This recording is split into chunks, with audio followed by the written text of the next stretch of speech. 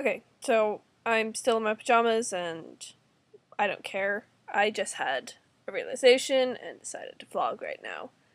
And it's on my webcam because my camera's downstairs because I was filming something last night for the zombie musical, which I'll keep you posted on that.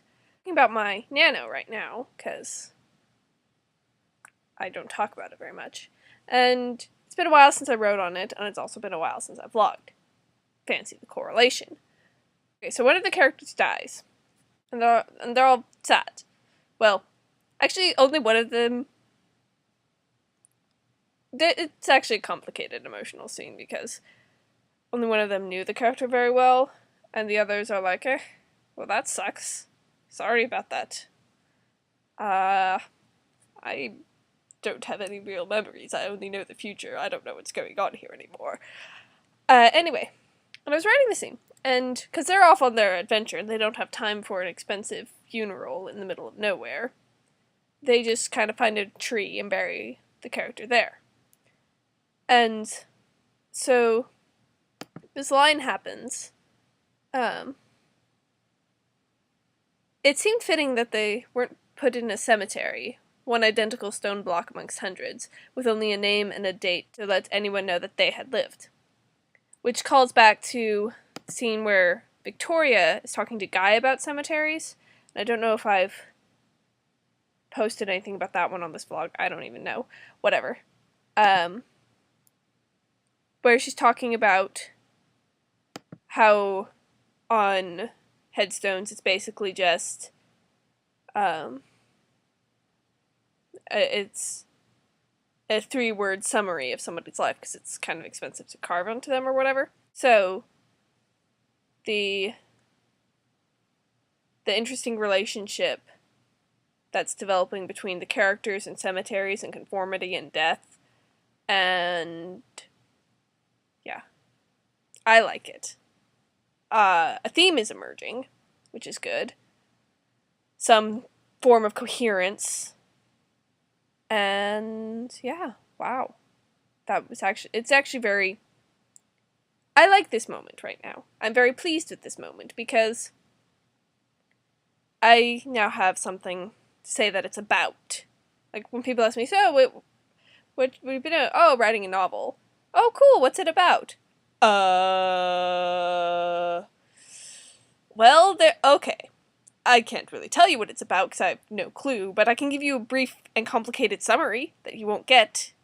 So, I mean, because there's this god and there's this other god, and the one gets kicked out, and then there's this dude, and he gets all the memories of the future plugged into his brain, so he forgets everything else that he knew. And he's also a god, but he doesn't know it because he forgot.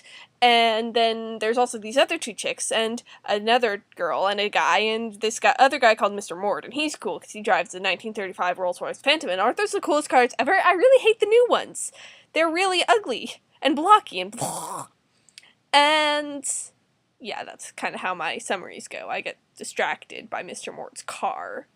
Saying it's about death and conformity in cemeteries sounds really pretentious, but it's what it's about right now.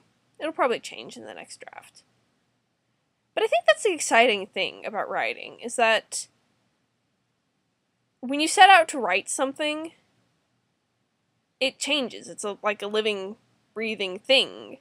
And it's like, oh, you wanted to write about memory loss and identity and finding personhood and something about a moon.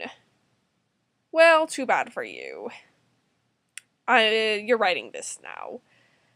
It's exciting because you discover stuff about the characters and you discover stuff about how you see the world. Everybody has probably figured out at some point in their life that everybody sees the world differently from them. But they don't quite realize that they see the world differently from everyone else, and people spend a lot more time thinking about how that person over there sees the world than how they see the world, which is a much more relevant study, because you can't ever fully see the world the way someone else sees it. I mean, you can be empathetic and try to see it that way, but you really only see it your way. Everybody has their little them glasses. So, thinking about how you see the world and how that's different from how they see the world is an interesting self-study. Does this video have a point? No, it doesn't. Okay. Anyway, I'll see you when I choose to come back. Bye!